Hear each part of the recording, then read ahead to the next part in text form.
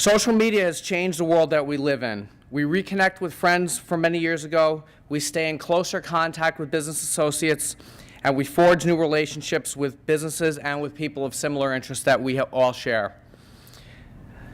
It is my pleasure to introduce a world-renowned expert in the area of social media, Patrick Schwartfeger, who will give us his latest and very valuable insight into how we can leverage online resources, establish online credibility, and to crush the competition utilizing the latest social media techniques. I had the opportunity to meet Patrick last night, and I am very, very confident, as everyone else who's presenting this event, that you will find Patrick's comments to be enlightening and very exciting. So please join me in giving a hearty New York City welcome to our keynote speaker, Patrick Schwartfeger.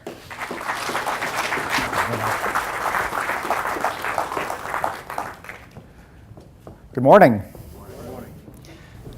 I suspect most of you are familiar with the saying, what happens in Vegas stays in Vegas. Well, these days, what happens in Vegas stays on YouTube and Facebook and Twitter. And that's really what we're going to be speaking about today, is social media and what's going on out there. And social media has become so common, it's become almost ubiquitous in our lives. Every time we turn on the news, every time we open a magazine or see a television commercial, talk to our friends, Facebook seems to come up in the conversation, Twitter or YouTube or whatever else. But let's jump right in. Guys, there are over 100 million people on Twitter today. You think most of those people are just wasting time?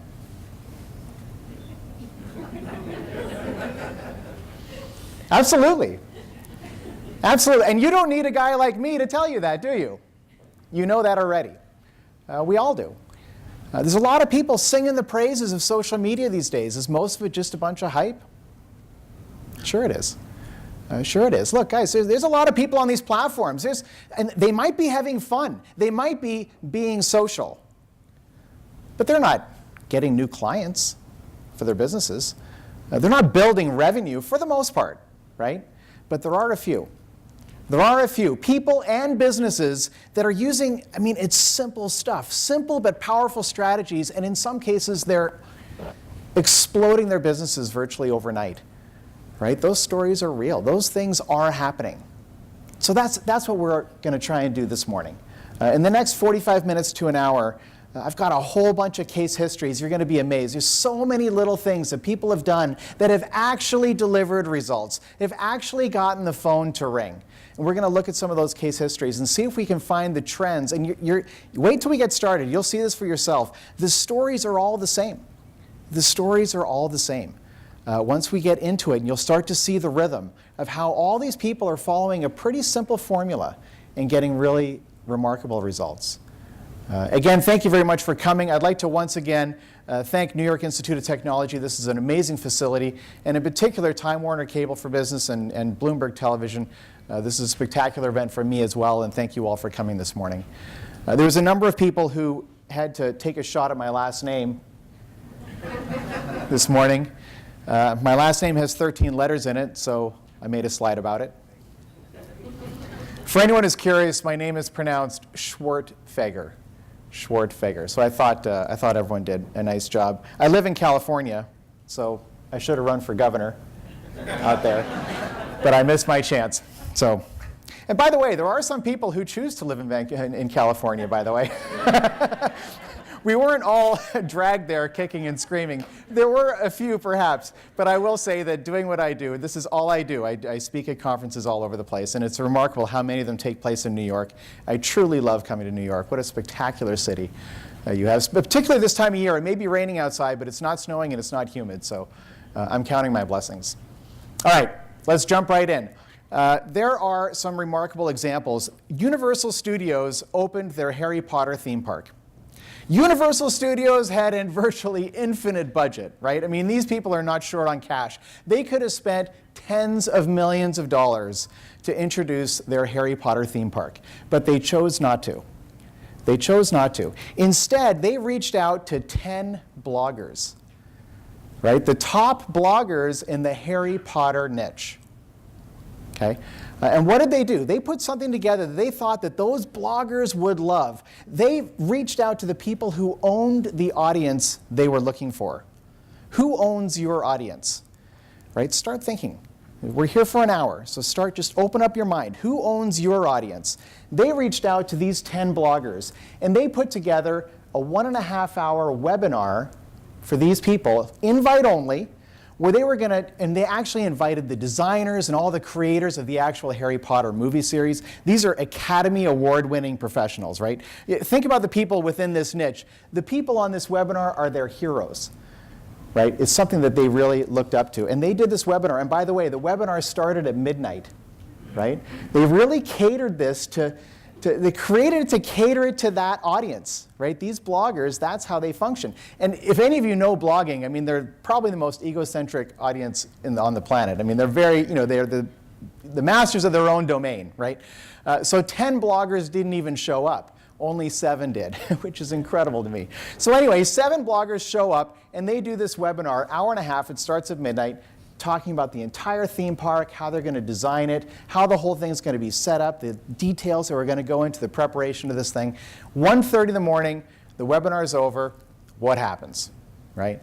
Well, these 7 bloggers start blogging about what they just heard. They're fired up, they're excited, and all their followers, they're all up at 1:30 in the morning, so they all share it on Facebook and Twitter. The whole thing, everyone else is blogging about it as well. 24 hours later, 1 day later, 350 million people had heard about the Harry Potter launch. Right?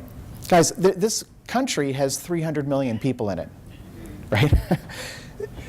They got the word out because this is where the conversation is taking place. This is where the eyeballs are, right? What did they understand? They understood social media. They understood that conversations are markets.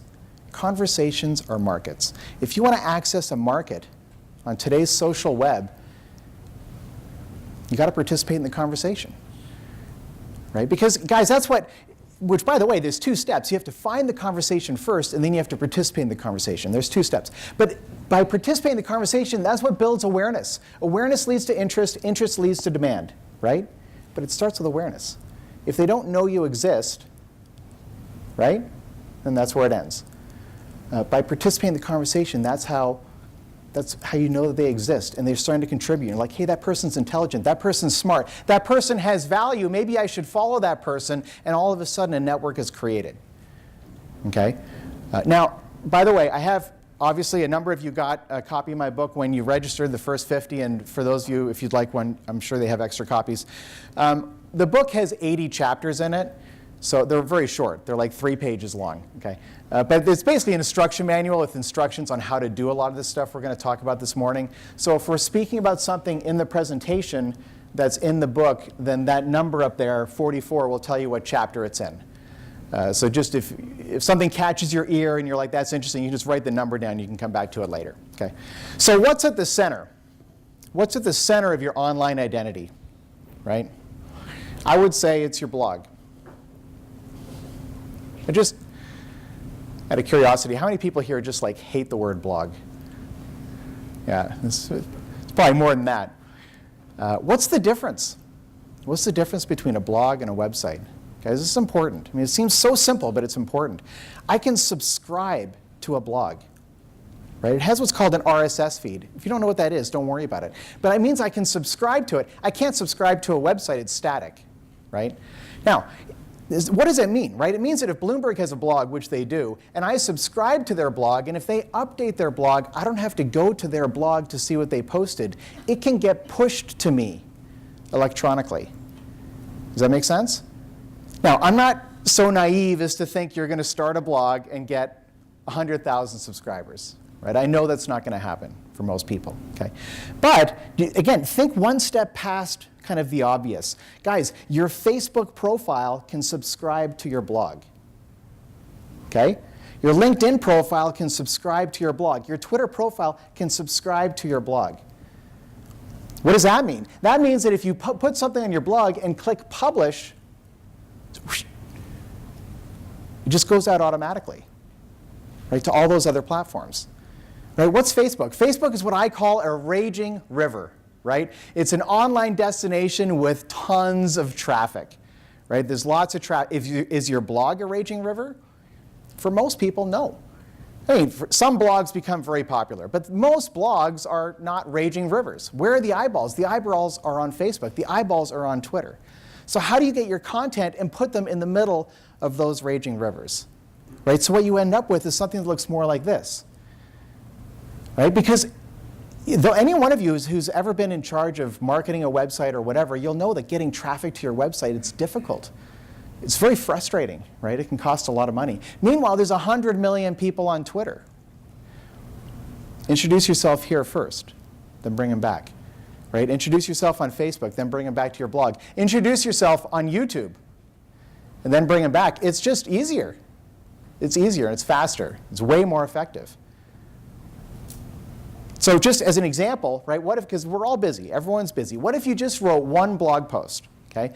And then because you've got all these websites integrated together, right, like we were talking about, Facebook and Twitter and so on, the blog post automatically goes out to LinkedIn, Facebook, and Twitter. That just happens automatically through that integration, right? You can take the blog post and you can publish it as an article on literally thousands of article directories on the internet. Some of those are raging rivers, right? You can take the blog post and literally read it off of your screen into a microphone. Now you've got a podcast. You can put that on iTunes. What's iTunes? iTunes is a raging river, yes? Right? And of course, you wrote the blog post. You can put on a video camera and talk about it for 45 seconds or a minute. Now you can take that video and put it on YouTube. Right? You can repurpose your content. And these are just 3 or 4 examples. You can repurpose your content in a dozen different ways. How many people are doing this? Not many. You might think there's a lot of people doing this stuff, but the number of people truly leveraging their content on today's social web, it's not many. If you actually did this, right? If you actually did, statistically most people don't. If you actually did this, you would have a huge online identity and be working less than most of your competitors trying to do the same thing. Does that make sense? Right? Everyone uses the internet differently. Some people always go to iTunes, and they're looking for their information on podcasts. The 8 to 13-year-olds, right? That might not be your target market, right?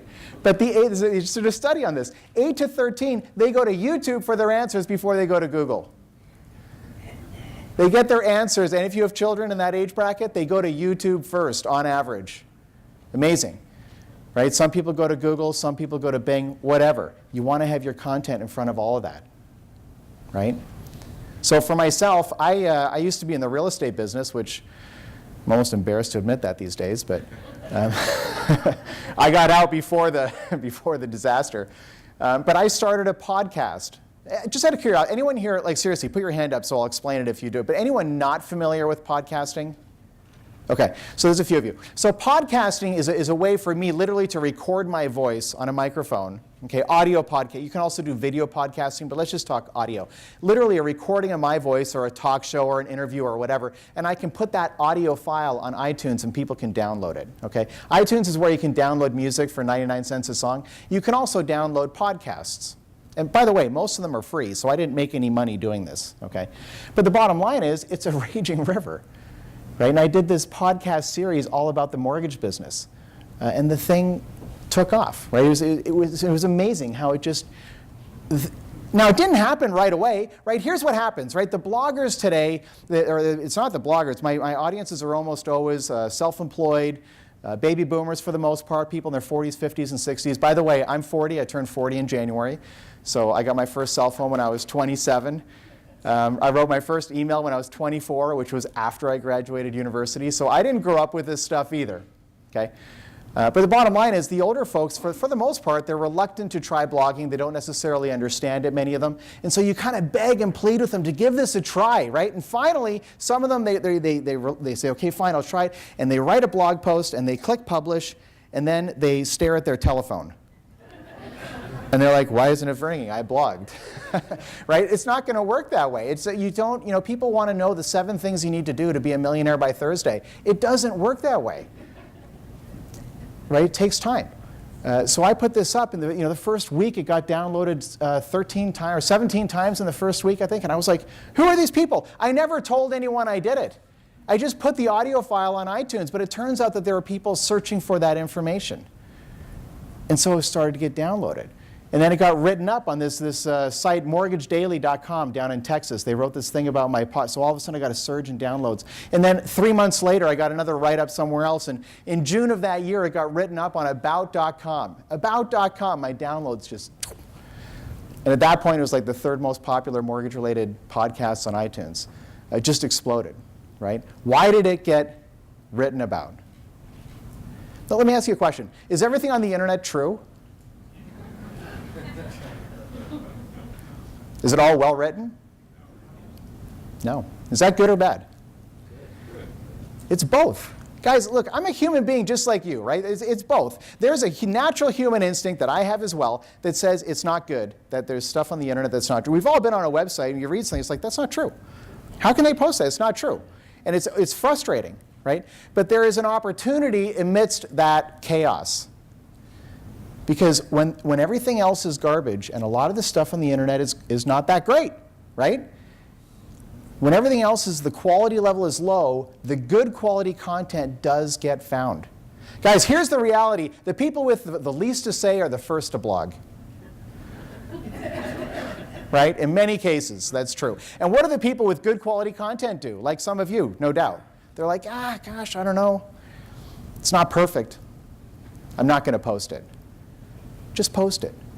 Just post it. And be confident that it's going to get found and it's going to start to rise to the top. Right? That's the way these things happen. And you'd be amazed. The curve looks like this. Right? It starts off slow, but then people start to find it and they start to see it and they say that's good. Because here's the thing. All these platforms have one thing in common. They always have a way for people to endorse the content of their peers. Right? You can like the page.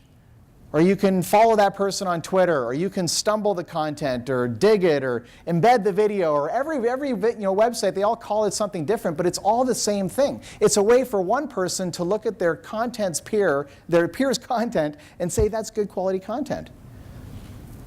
I mean, think to yourselves, those of you who own businesses, I know not all of you, some of you are students and so forth, but for those of you who own businesses, or even, in any case, how many of your friends know what you do? Probably most of them, right? Probably most of them. How many of your friends know what you do? Maybe half, right? How many of your friends know? Now we're down to single digits, right? That's what social media addresses, is that if it's good quality content, people start sharing it with their peers, it infiltrates those circles and the whole thing can go much faster than you expect. It starts off slow, but then the acceleration is incredible. I've gone through this like 3 times. It's incredible when it starts to go. It's fascinating and it's exciting. And that's why social media is so much fun. So it does affect who owns your brand as well, because people can say things about your company, about your brand, about you as an individual that's either positive or negative. Right? And this is a great story. Some of you might be familiar with this. It's about a Canadian music band. By the way, I'm Canadian, so that's a pretty good reason why it's here. But it's a great story. They were traveling through Chicago O'Hare to get to their gig. And this is all online, by the way, so you can check it out. It turns out the baggage handlers were being really rough with the bags. Surprise, surprise. And the lead singer has a very expensive guitar, a Taylor guitar. So for those of you who are into guitars, you'll know that that's like a $3,500 guitar. Anyway, they busted it. And so you can imagine kind of how this starts to unfold. And again, this is all described online. So he called the number, and they said, no, you got to call this person or that person, and we need a letter, and we need receipts, and all that. This went back and forth for almost a full year. It was 11 months that it was going back and forth. And at the end of the whole thing, United said, look, we're not liable. You're on your own. So Buddy writes a song about it called United Breaks Guitars, right? Now, and guys, this thing took off. This was a public relations disaster for United, yes? Public relations disaster. By the way, they bought him a new guitar in less than a day. It was like 19 hours. They're like, we'll get you the guitar. But it was too late. It was too late, right? And this thing took off. Now, this is where it gets fascinating. The fact that this was a public relations disaster for United is not the point. That's not the point. The point is, it was the best thing in this guy's career. right? I mean, he's like a celebrity now. And everywhere he goes, they want him to play the United Breaks Guitars song. Right? Think about how these tables have turned. What did this guy do? He basically demonstrated his expertise in the middle of a raging river. He had a clever angle. Right? My podcast series about the mortgage business, what did I do? I demonstrated my expertise in the middle of a raging river, yes? The same thing that happened here. Now, I'm not saying that everyone who writes a song is going to become a celebrity. He had a good angle. It was funny. Anyone who hasn't seen this video, you ought to go to YouTube and look for it. You'll find it. It's got millions of views. And you'll see that it's a clever song. It has to be good quality content. This guy has good quality content. He's a really talented guy. But the bottom line is he demonstrated his expertise in the middle of a raging river, and it got found. Right? It's a predictable pattern. Okay, so let's jump in here and talk about Twitter first. How many of you just think Twitter is a total waste of time? Oh, come on, you guys. There's more than that. All right. Well, so those of you who put your hand up will love this study, actually, because there's a lot of studies being done on Twitter because it's a new phenomenon. So they do these. This is fascinating. They looked at 500,000 tweets. 40% of the tweets were categorized as pointless babble, right? So the people on Twitter, or people who hate Twitter, those of you who hate Twitter, look at this study and say, this is precisely why I don't want to be on Twitter. But guys, it's just like blogging to me. I look at the same study and think that's exactly why I do want to be on Twitter. Right? Because most people are talking about this stupid garbage like, I'm going to go get a taco. Right? Are you kidding? Like, that's what you're going to share? I mean, look at this bottom one.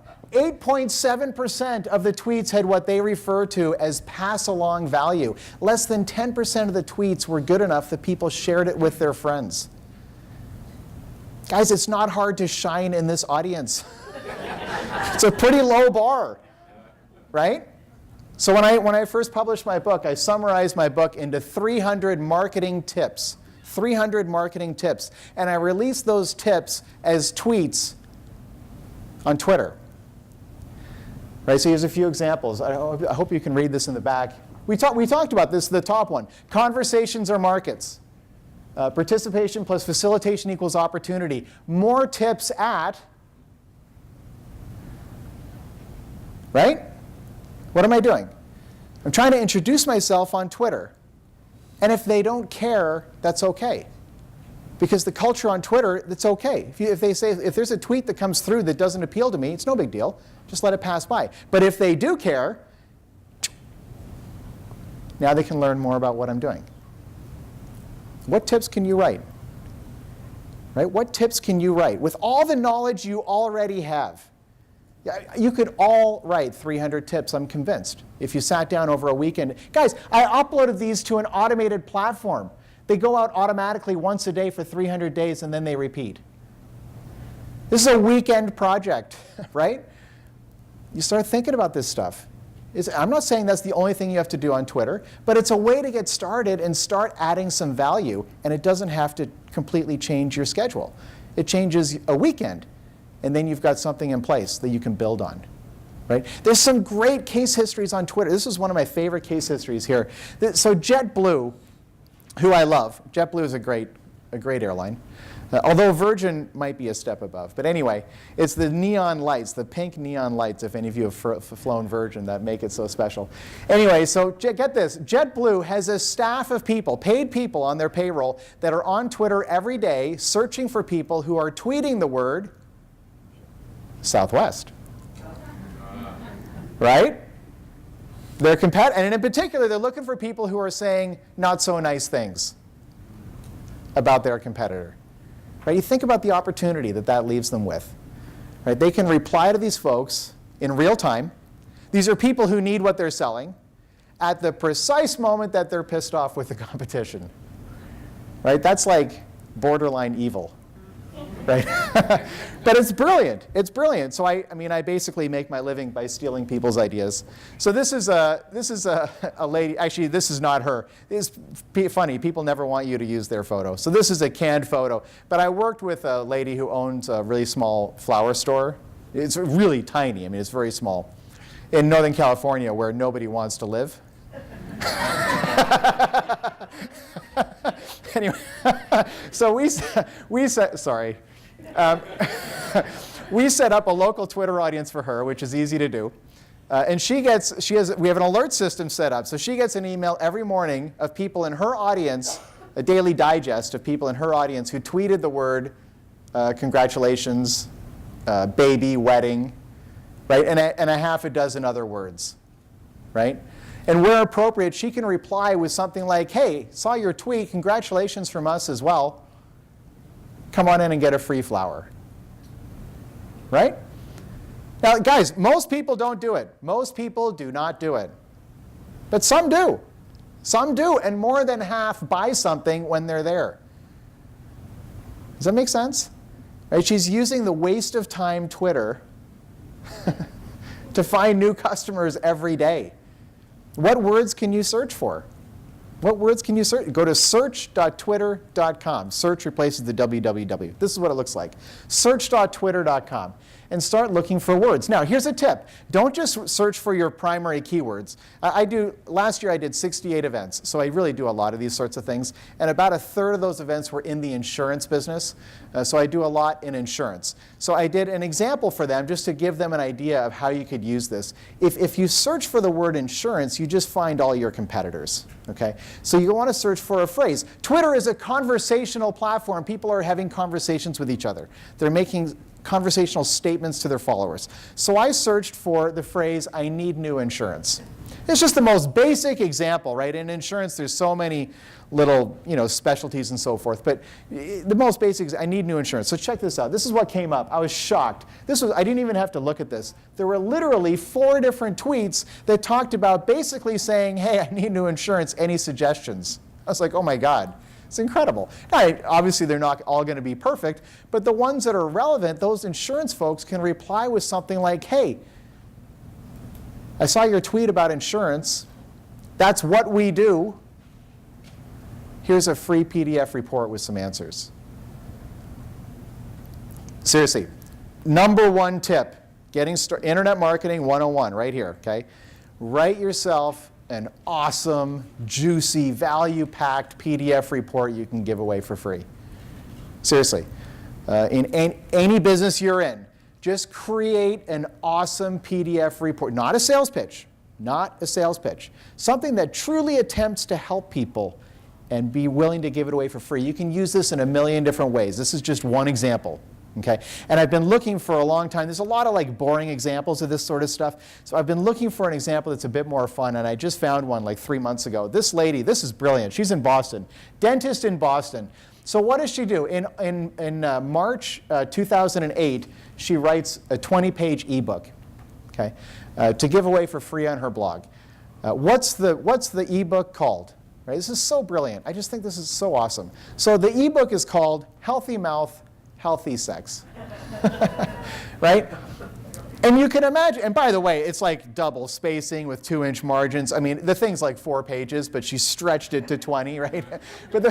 And you can imagine what's in there. There's pictures and cards. You can all download this, by the way. Just go to Google and search for it. You'll find it right away. That's how I got the screen capture. The bottom line is she had this cool, spicy, sexy, fun PDF that she gave away for free. She put it on her blog and promoted it, and her revenue, her total revenue as a dentist, went from 150, this is 2 years, 150 grand to over $1 million. How many dentists are in Boston? Hundreds, right? How many are you aware of? Does this make sense? What can you do that's really cool for your customers? Something that's truly fun, cool, and useful. Something that they would want to pass along. And it's the awareness. Awareness leads to interest. Interest leads to demand. Take that cool, fun thing and put it in the middle of a raging river, right? And start getting that awareness. Right? Here's one more example on Twitter, then we'll go on to Facebook. This is obviously, Naked Pizza is a great name. It's a pizza place in New Orleans. They embrace Twitter. So this is the sign here before they put it up, and that's the sign in front of their spot. So here's their Twitter profile. So check it out. They gave an incentive, 10% discount if you tweet your order in. If you tweet your order in. 68% of their orders are tweeted in. Now, why would they do that? Right? This is brilliant. Just think this through, right? Now, obviously the customers did, they saved 10%. Why would the company do that? I have about 25,000 followers on Twitter. If I tweet my order in, my entire network just got notified that I ordered pizza from Naked Pizza. Yes? The viral element is guaranteed here. It's baked in. The viral element is baked in. Here's the thing. How can you incentivize your existing customers to communicate with you over the social channel? Right now they call you. That's private. Nobody finds out about it. They email you. That's private. Nobody finds out about it. They communicate with you over Twitter. Their network is notified. They communicate with you on Facebook. Their network is notified. Fascinating. Micro incentives for micro actions. It's remarkable what people will do for a cup of coffee. Right? Start thinking micro incentives. We're going to come back to this with Facebook in just 2 seconds. But the opportunity on Twitter, 85% of their new customers come from Twitter. So they gave a 10% discount. Who cares? They built their entire company this way. Right? The opportunity on Twitter is to participate in the conversation. Twitter is just one huge conversation. How can you get your 2 cents in? All right, Facebook. We're going to do Facebook and then YouTube. And then I've got a couple of slides to finish it off, just so you know where you're at. Okay? But Facebook is, there's 800 million people on Facebook. So it's hard to argue with that kind of an audience. By the way, there's 7 billion people on this planet. Right? So we're talking about roughly 11 people out of every 100. 11% of the entire globe is on Facebook, which is astonishing. So let's take a look. This is another example of a great, so Sprinkles is a company, and this is perfect for you as well, because this whole thing is about New York. But they make cupcakes, obviously. They've been very successful on Facebook. And this is literally the post that I found when I went there. The first time I looked at this page, this was literally the first post. So read this with me. Start spreading the news. Sprinkles opens in New York City this spring. The first people to whisper Big Apple at any Sprinkles store get a free Manhattan mocha. That's incentive number 1. Right? Now keep reading. This is one post. Want to be invited to our sneak peek event? Email so-and-so. Right? That's incentive number 2. This is all in one post. Right? And then at the bottom, check it out. This is brilliant. 5 random people who comment on today's post will receive a coupon for a free cupcake. There's 3 incentives in one post, right? And at the time I found this, it had been up for 2 hours, and it had 328 comments at that point. Right? What happens when I comment on a Sprinkles post? It goes on my wall. It says, Patrick just commented on the Sprinkles. And do all of my followers see that? No. But some of them do. And the word starts to spread. Micro incentives for micro actions. Right? Think about giving away tiny little things to get people to do tiny little things. Right? What's the cost of a cupcake? I know they charge like $4, right? But what's the cost? 50 cents? Not much. And it spreads the word. And by the way, they only gave out 5 cupcakes. There were 300 posts. It's 1 in 60. It's incredible. So let's talk about Facebook just in terms of the basic structure. Okay? You can have a profile. Most of you have profiles. Profiles are for individuals. Profiles have friends, right? You can have groups. Groups are for multiple individuals with similar interests, right? Groups are built by profiles. Profile builds a group, right? Groups have members, right? Or you can have a page. Guys, pages are specifically designed for public figures and businesses, right? Pages are built by profiles.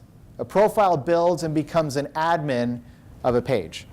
And pages have likes or fans, right? Just vernacular, just to get the vernacular straight. Now, how are they different? This is where it gets more interesting. If you want to see my profile, you have to jump over 2 hurdles to see my profile. You have to have a profile yourself. You have to be logged in. And you and I need to be friends for you to see my profile. For the most part. I mean, there's some exceptions, but for most people, there's 2 hurdles. Groups, there's 1 hurdle, right? You need to be logged in, but you and I do not need to be friends for you to see my group. Does that make sense? You can go to groups, search for groups, find mine, and check it out without being friends with me, right?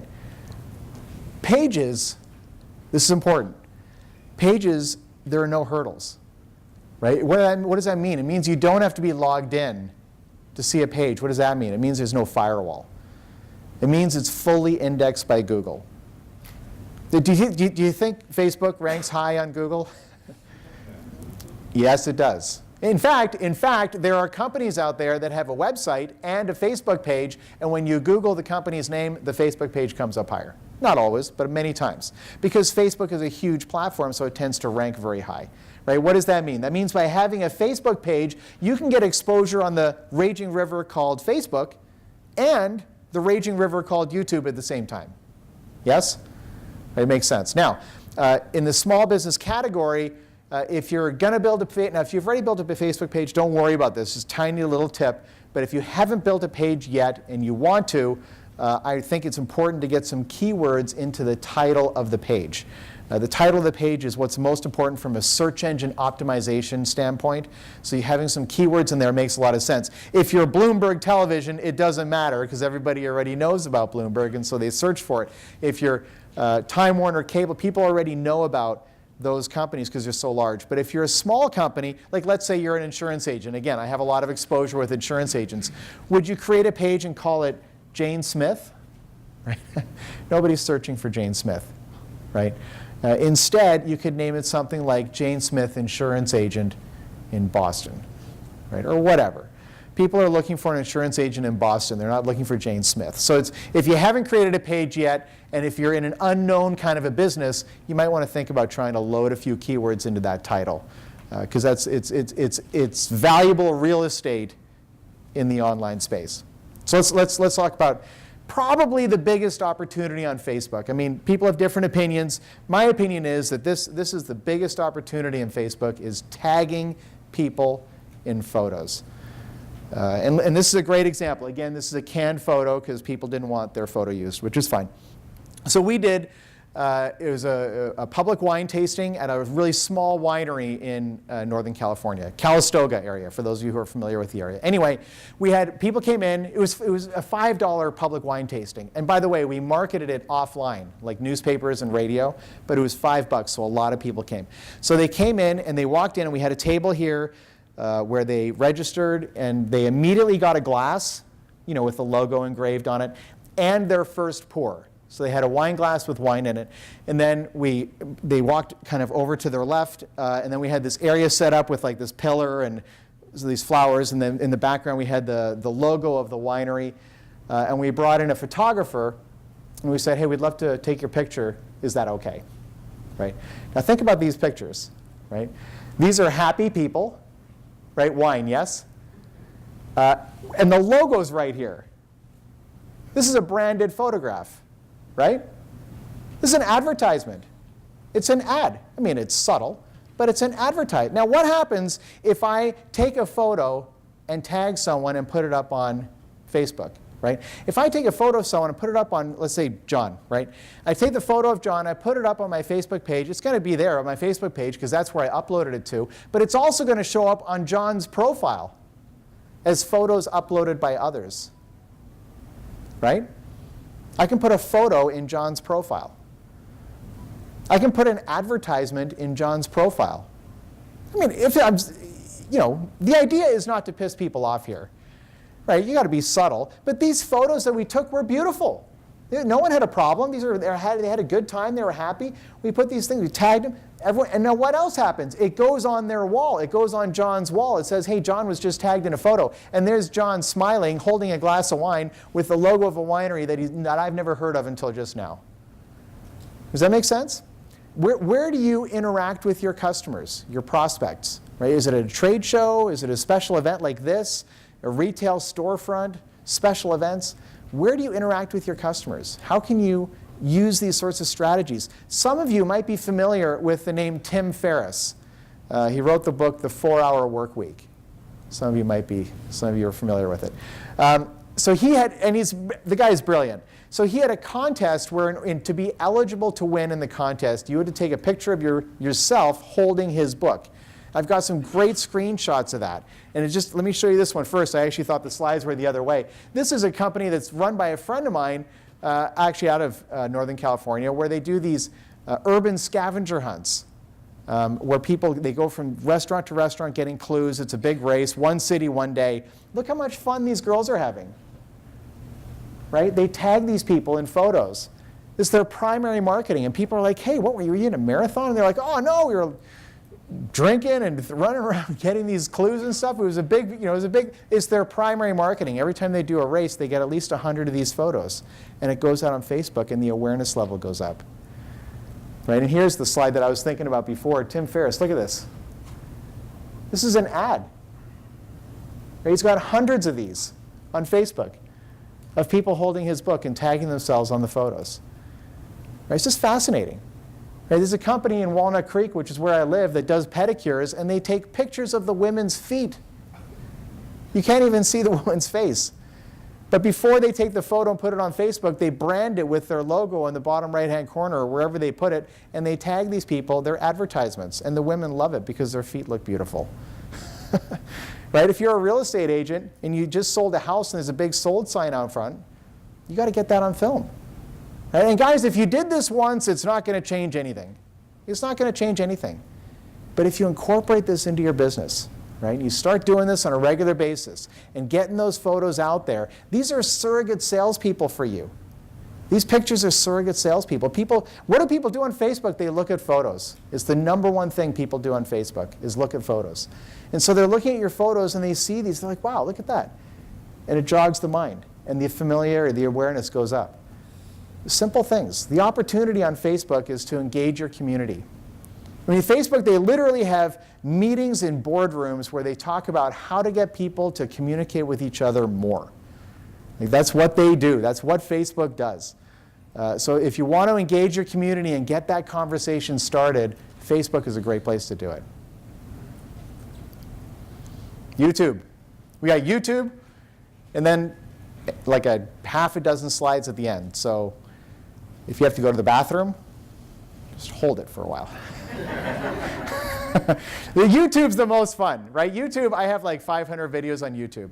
And it is a very real part of my marketing apparatus. It's a significant contributor to my business, is YouTube. So some of you, especially in this area because he's local, might be familiar with the name Gary Vaynerchuk. Gary Vaynerchuk. There's 1, 2, 3, 4. Okay, so there's a few. Cool. Well, for those of you who aren't, we are talking about a completely crazy, like ADHD crazy, like he's just frenetic. I mean, he talks like 300 words a minute. He's really, really crazy. 31-year-old guy who inherits his parents' retail wine store called Wine Library. And it's not actually in Manhattan, but it's in Jersey, right on the other side of the river. So it is local. And what does he do? And by the way, his parents didn't die or anything. They just passed it on to him, which if I was his parent, there's no way I would do that. But they did. They gave it to him. What does he do? He starts a video blog called Wine Library TV. And I'm telling you, the guy is crazy. I mean, he literally like eats dirt and chews leather to talk about the flavors in wine. I mean, he's not exactly your French sommelier, but the young people love him, okay? And he increased his, by the way, he uploads a new video almost every day. So this is no small undertaking, right? But he increased his family business from $4 million to over $60 million. He did it in 18 months. $60 million a year. Guys, 2/3 of the orders were online orders. His parents never once took an online order. He introduced that. Guys, two-thirds of $60 million is $40 million. This guy went from 0 to $40 million in online orders in 18 months. How? Because he demonstrated his expertise in a clever way in the middle of a raging river. These stories are all the same. There's so many people who still think that YouTube is full of videos of like kids falling off of their bikes, right? Crickets fighting or whatever. The bug wars. I mean, all this stupid stuff. Guys, straight up, I'm a geek, I'm a nerd, I watch that stuff. But the biggest category of new content on YouTube today is educational content. How to. Right, here's some examples. Look at this. WordPress tutorial. WordPress is a platform where you can build a blog, for those of you who don't know. And by the way, it's open source, which means it's free. If you want to know how to do it, go to YouTube. There's 4,000 videos telling you how to do that. Right, guys, you want to learn how to play guitar? You can learn that on YouTube. You want to learn to speak Spanish? YouTube. You want to solve a Rubik's Cube or tie a bow tie? All that stuff's on YouTube. Right, look at this. Business marketing was the keyword phrase I looked for. Look at this #1 video. Small business marketing coach. What's this guy doing? This is marketing, right? Look at this. Stock market investing. Tips for the complete beginner. This guy's demonstrating his expertise in the middle of a raging river. Right? I mean, these examples are incredible. Look at some of these. How to change an alternator. It's been watched 90,000 times. It's branded with the garage. Right? How to read a good faith estimate. This must be the most boring topic on earth. There's a video about it. Right? And this one here, this is actually a lady that came to one of my programs. It was almost 2 years ago now. Mirepoix USA. They sell premium foods like caviar and foie gras and truffle mushrooms and stuff. And she came up to me at the end of the program. She was all jazzed, right? She's like, this is great. I'm going to make a video to promote my business. And I was like, that's awesome. One video? You're going to make one video? How many products do you sell? She said, we sell 85 products. Make 85 videos. One for every product. And optimize every video for the keywords associated with that particular product.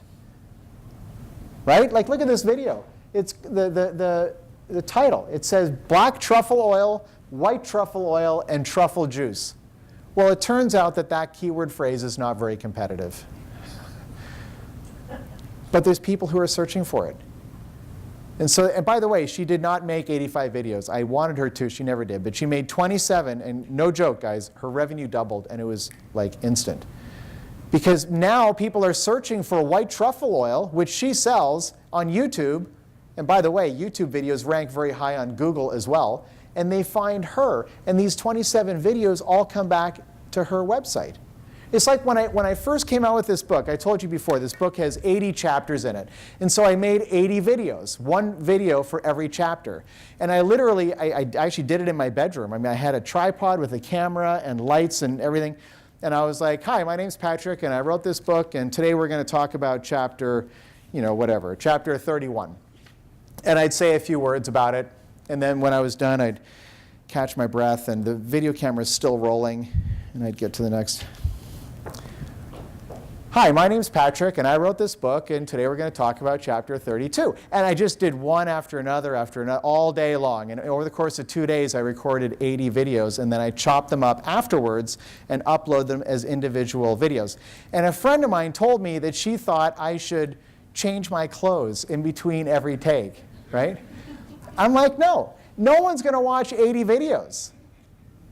They're going to watch one.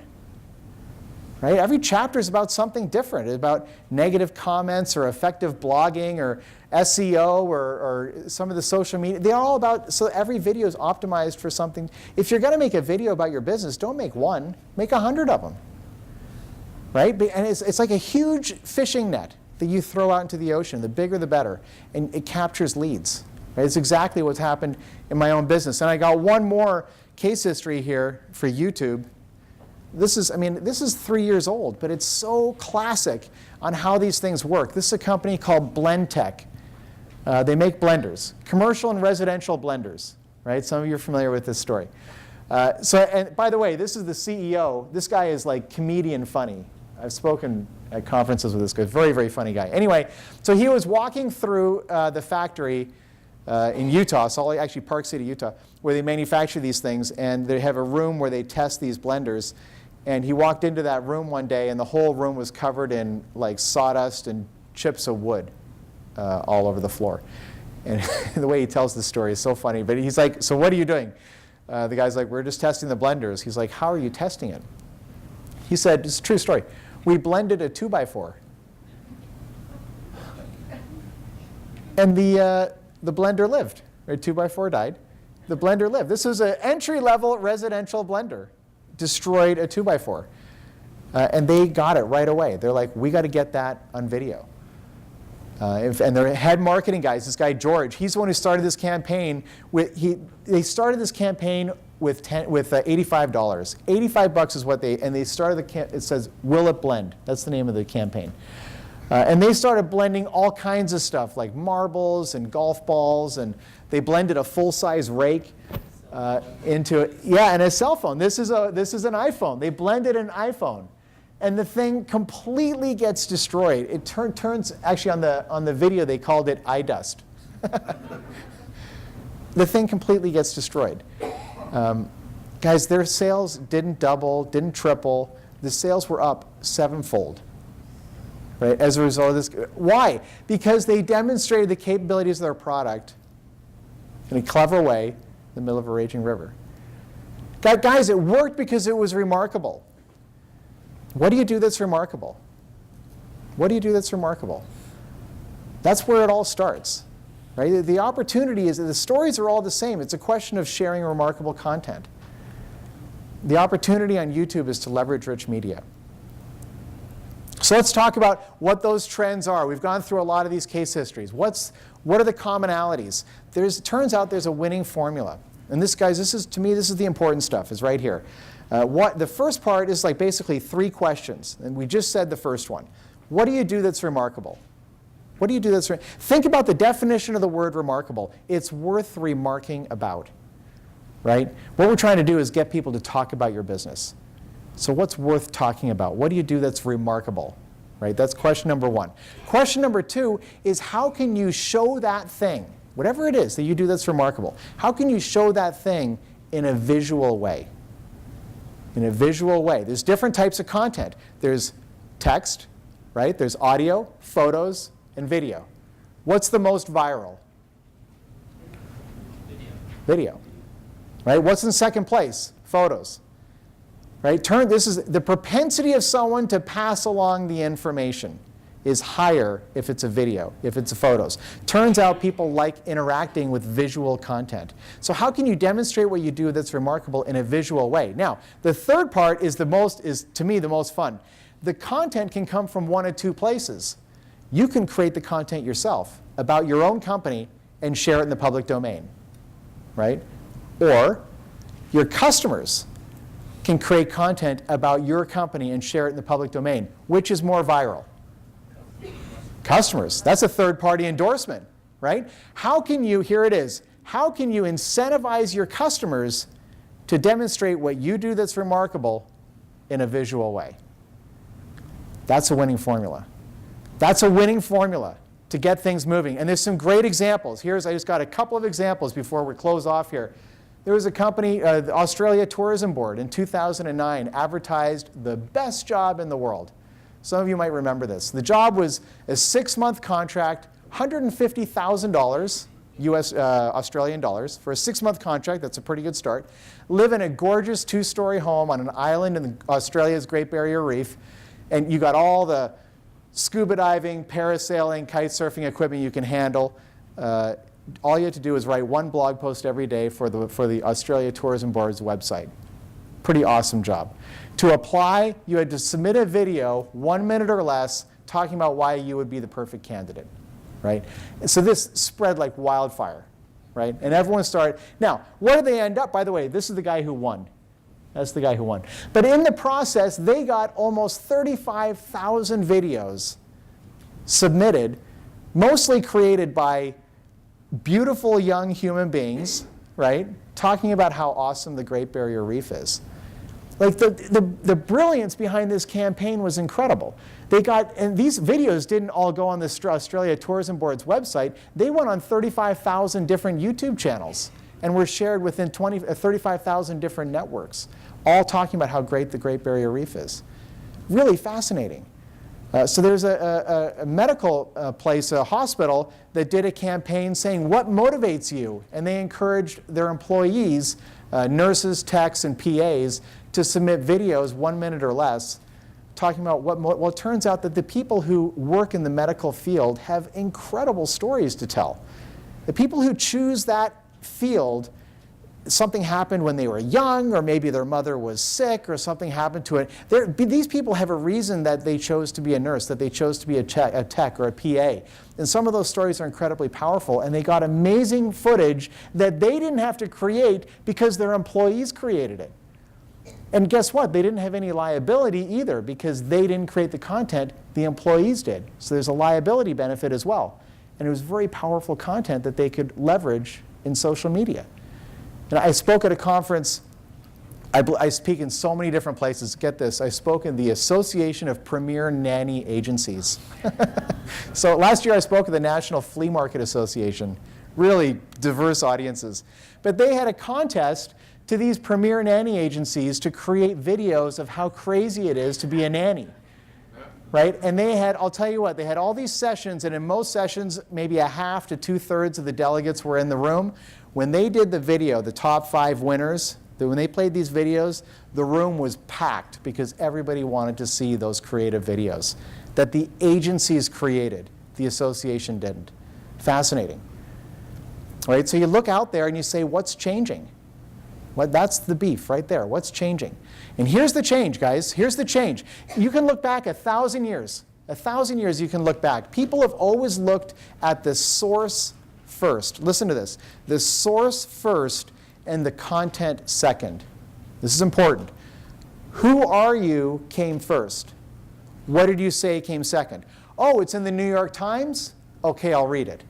Oh, it's on the evening news? Okay, I'll watch it. Oh, it's someone who's successful? Okay, I'll listen. Does that make sense? Guys, that's what's changed. Today they look at the content first. Guys, do you know how huge that change is? This is a huge change. So all that stuff we've heard our whole lives, right? Oh, I've got 28 years of experience. Who cares? Oh, I went to Harvard. Who cares? Like, I'm not saying it doesn't matter. It does matter, but not as much. Not as much as it used to. Now, by the way, maybe having 28 years experience going to Harvard left you with outstanding content, great content. That's cool. I respect that. That'll work, right? But they're not listening to you because you went to Harvard. They're listening to you because you had great quality content, right? And guys, next year is going to be a circus in this country with the election coming up. And believe me, I'm sure both sides are represented in this room. Forget the politics for one moment, okay? That's how this guy won. That's how he won. This guy was nobody 10 years ago. And now he's the president? How does that happen? How does that happen? It wouldn't have happened 40 years ago. It happened today, 2008, whatever. Why? Because things have changed. People didn't ask who he was first. Whether you agree with it, by the way, if you hate him, it's even more important to understand what's going on.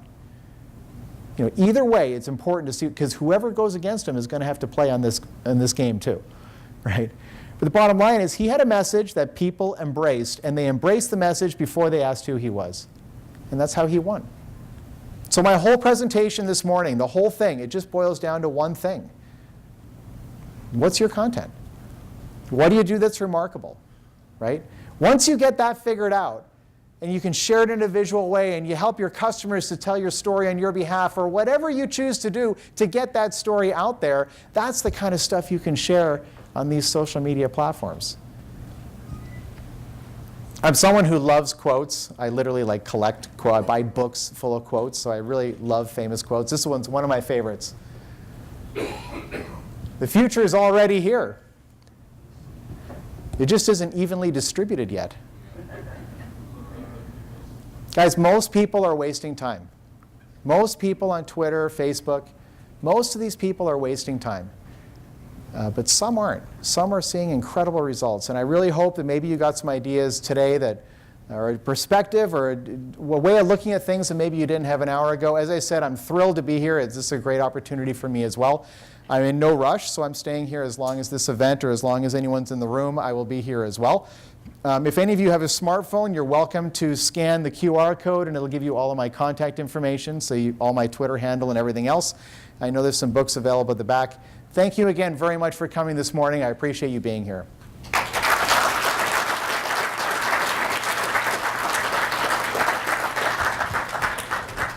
Thank you. Thank you. Thank you, Patrick. I hope all of you enjoyed the presentation as much as I did. Like I said, I got to know Patrick a little bit last night, and I learned a whole lot more from him the past hour or so. So if you have if you already have a book, Patrick will be signing one. If you would like to obtain a book, there are books available for you to obtain, and you can come back and sign them. Patrick will be signing them right here on stage. And also, one other thing from Time Warner Cable Business Class and from Bloomberg. Bloomberg Business Week is available upstairs. There's a special offer for Bloomberg Business Week, and the Time Warner Cable Business Class offer that we have out there for our phone product is also noted in that Bloomberg Business Week. So I'll give it back to Patrick. He'll do his book signing, and we thank you so much on behalf of all the sponsors and Patrick for spending some time with us here this morning. Thank you. Thank you very much. Thank you.